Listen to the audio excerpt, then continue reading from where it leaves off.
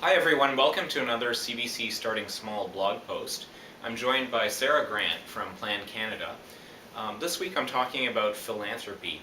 And as you know, Money Life Skills donates 5% of its pre-tax profits for the year 2010 to global microfinance projects that are supported by Plan Canada. So I thought I'd invite Sarah to talk a little bit about Plan and about microfinance. So thanks so much for joining us. Sarah, if you can tell us a little bit more about Plan Canada and what it does. I would be happy to. Plan was established in 1937 as Foster Parents Plan. So we're one of the world's oldest and largest international development agencies. We work with millions of people around the world to end global poverty. We're nonprofit, we're independent, and we are inclusive of all faiths and cultures. And really our overwhelming focus and goal, everything that we do, is about helping children. Okay, thank you. And if you can tell us a little bit about microfinance, because I think our audience may have heard of the term microfinance, but give us a little bit more insight into what is microfinance. Sure. Microfinance is a really incredible development program or development approach.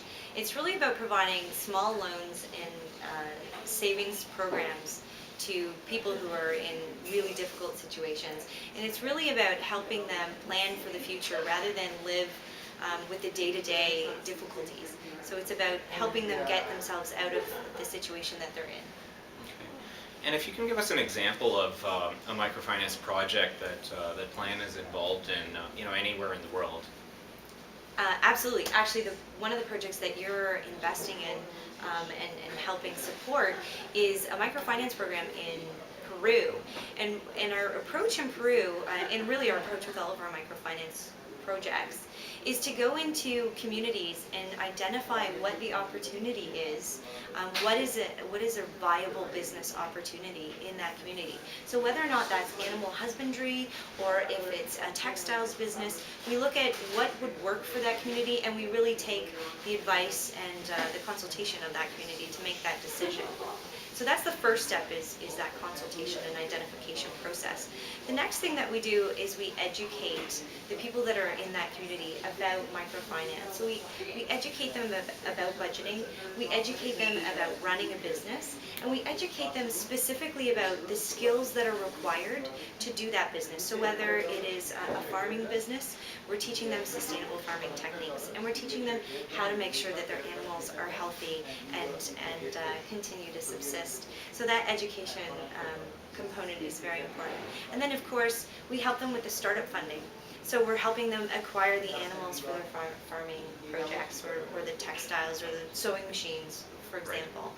And then the fourth thing that we do that is really important is we help support them from a food and healthcare perspective for a number of months so that as they're building their business and they're creating a sustainable situation for their families and for their communities, they're not focused on the day-to-day needs of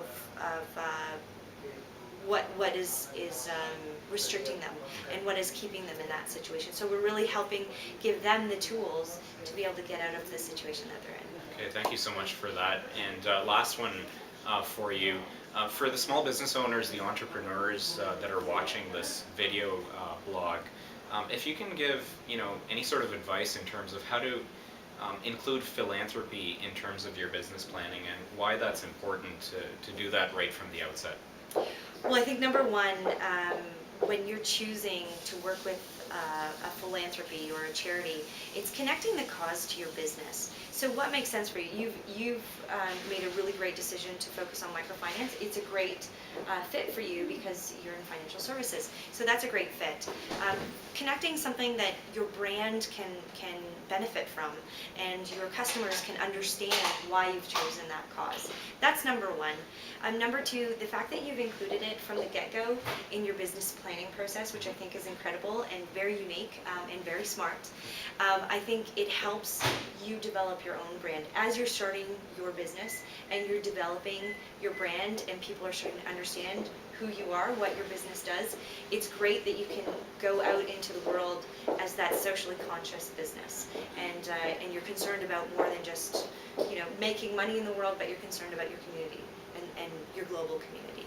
So that's number 2 is doing it up front, and I think it's fantastic. Number 3, when you're starting a business, cash is everything.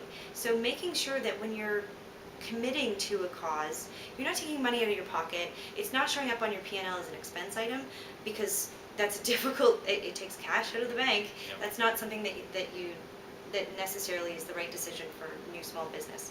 But being creative around connecting to the brand and being creative around fundraising. So taking a percentage of profits is really smart, because you have the money in the bank. It's not taking the money out before it gets there. And doing some event planning that doesn't cost a lot of money. Leveraging your network. All of the people that you're connecting to, your suppliers, your customers, connecting with other people who are interested in the cause to be able to raise the money, I think is the right decision to make when you're a new small business. Okay, perfect. Okay, thanks so much for joining me. I appreciate your time. Thank you. I think this will be a huge benefit to those listening. Thank you. And if I can say, Yes. Thank you for your continued support of Plan Canada. You're welcome.